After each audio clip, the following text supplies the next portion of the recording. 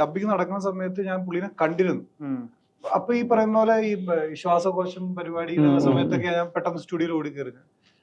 പക്ഷെ എനിക്കിപ്പോ മനസ്സിലായെന്ന് വെച്ചിട്ടുണ്ടെങ്കിൽ ഒരു കാര്യം 10 വേരിയേഷനിൽ പറഞ്ഞ് 10 തരത്തിൽ പറഞ്ഞു നോക്കി അതിനൊരു ഒരു ഒരു മിഡിൽ ഗ്രൗണ്ടിൽ എത്തിക്കല്ലോ. ഭയങ്കരമായിട്ട് ചെയ്യുന്നുണ്ട്, ഭയങ്കരമായിട്ട് എഫേർട്ട് ഇടുന്നു.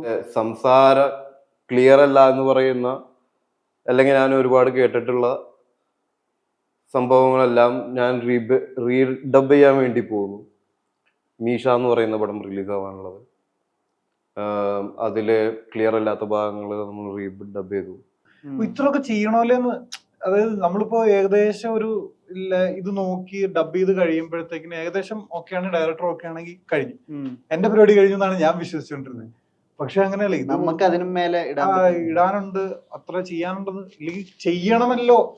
ഞാൻ പണിയെടുക്കുന്നത് വളരെ കുറവാണല്ലോ എന്ന് എനിക്ക് തോന്നി ഷൈനൊക്കെ ചെയ്യുന്ന കാണുമ്പോൾ.